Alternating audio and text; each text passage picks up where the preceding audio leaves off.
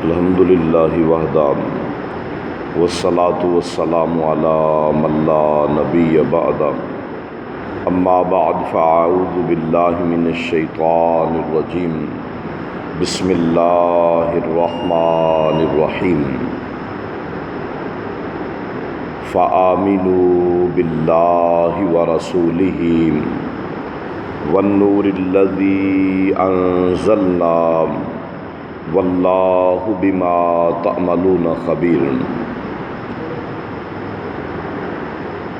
پس تم ایمان لے آؤ اللہ عز و جل پر اور اللہ عز و جل کے رسول پر اور اس نور پر جو ہم نے نازل کیا، اور اللہ عز و جل تو جو بھی تم اعمال کرتے ہو اس سے بخوبی باخبر ہیں۔ سورہ التغابن 28واں پارہ، اس کی آیت نمبر 8۔ اللہ ذوالجلال والاکرام نے اسلام دشمن قوموں کو اس بات کی دعوت دی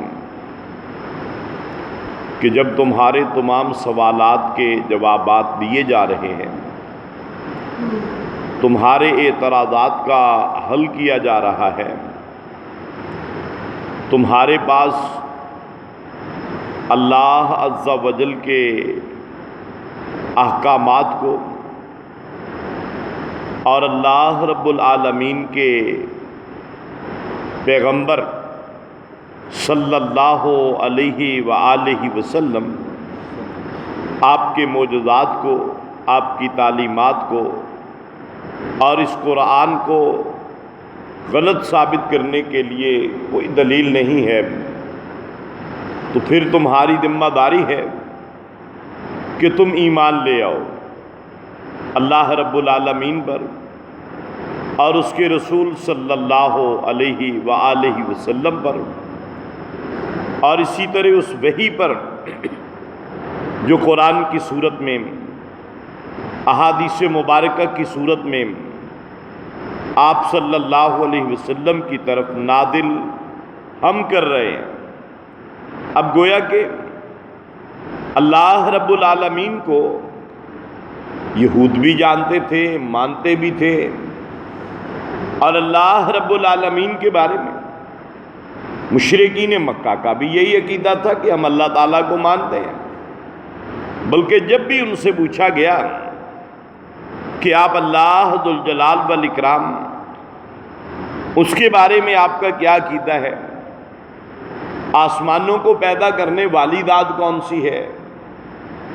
زمین کو بنانے والی ذات کون سی ہے، ان کا جواب یہی ہوتا کہ اللہ رب العالمین ہی ہے۔ اور یہود جو ہے ان کا تو اللہ رب العالمین پر ایمان تھا، نصارہ کا بھی اللہ رب العالمین پر ایمان تھا، اور مشرکین مکہ بھی اللہ تعالیٰ کو مانتے تھے، لیکن اللہ پاک پھر وضاحت کر رہے ہیں کہ آمنو باللہ، اللہ تعالیٰ پر ایمان لے آؤ۔ اس کا معنی کیا ہے کہ اللہ رب العالمین کو مان لینا ہی کافی نہیں ہے کہ اللہ تعالیٰ ہیں، اللہ تعالیٰ خالق و مالک ہیں۔ یہی بات ہمارے ایمان کو، اللہ پر ایمان لانا اس کو کامل نہیں بناتا۔ اللہ پاک اس کے باوجود ان کو کہہ رہے ہیں کہ ایمان لے آؤ اللہ تعالیٰ کو بلکہ وہ لوگ مشرکین مکہ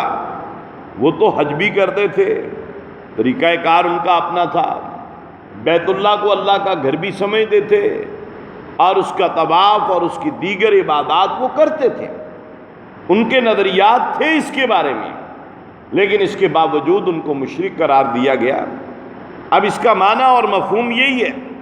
کہ اللہ رب العالمین کو ماننا ہو، پیارے رسول صلی اللہ علیہ وسلم پر ایمان لانا ہو، اللہ کے قرآن پر ایمان ہو، تو یہ اسی تناظر میں دیکھا جائے گا کہ کیا اللہ تعالیٰ نے ایسے ہی ہمیں کہا ہے کہ مجھے مانو؟ کیا پیارے رسول صلی اللہ علیہ وآلہ وسلم کو کیا مکہ والے نہیں مانتے تھے؟ وہ تو آپ کو مکے کا سب سے امانت دار شخص سمجھا کرتے تھے، ان سب لوگوں کی امانتیں آپ صلی اللہ علیہ وسلم کے پاس تھیں۔ وہ لوگ تو اپنے اہم فیصلے آپ صلی اللہ علیہ وسلم سے کروایا کرتے تھے۔ اس کا مطلب یہ ہے کہ آپ صلی اللہ علیہ وسلم کو سچا ماننا، امانت دار ماننا، سب سے اچھا اور سب سے اعلیٰ تسلیم کر لینا، یہ کافی نہیں ہے جب تک اللہ رب العالمین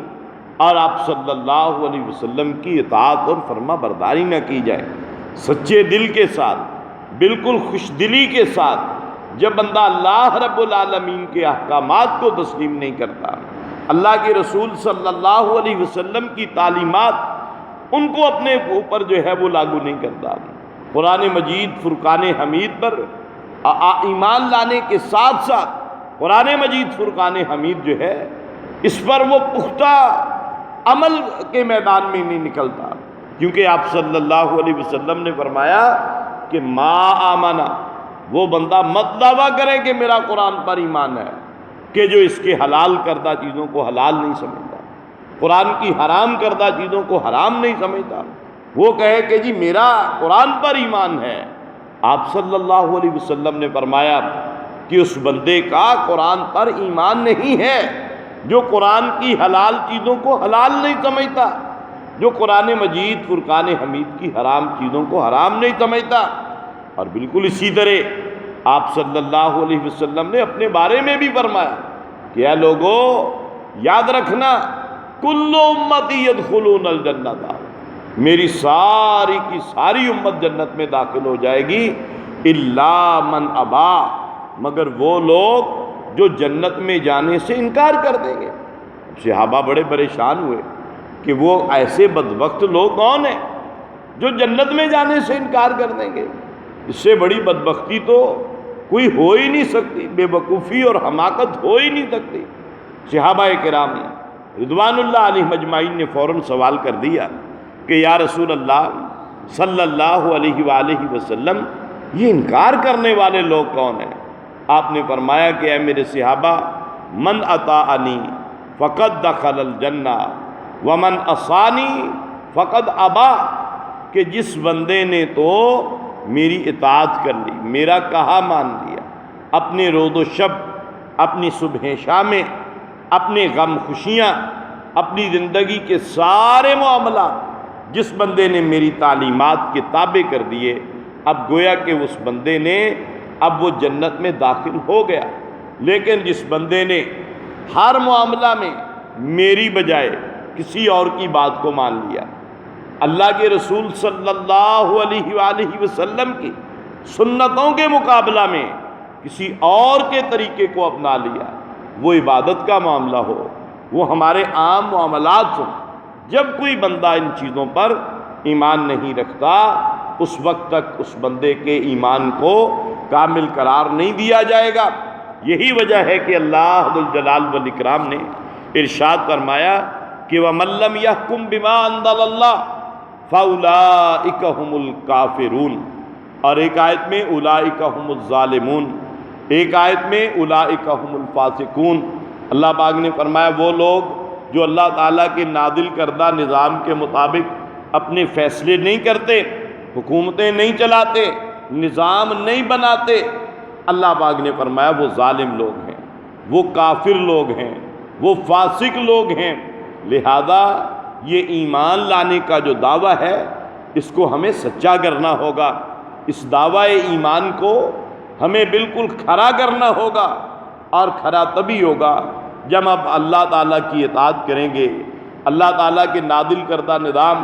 جو قرآن و سنت کی صورت میں ہمارے پاس ہے ہم اس کو اپنے اوپر لاگو کریں گے۔ جب پیارے رسول صلی اللہ علیہ وسلم کی تعلیمات ان کو سب سے اچھا سمجھتے ہوئے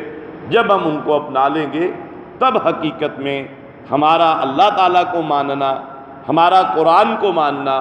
ہمارا پیارے رسول صلی اللہ علیہ وسلم کو ماننا یہ اللہ کے ہاں قبول ہو جائے گا، اور پھر ہی انسان کامیابی کی طرف چل سکتا ہے۔ اللہ پاک سے دعا ہے کہ اللہ ذو الجلال والاکرام ہمیں اسلام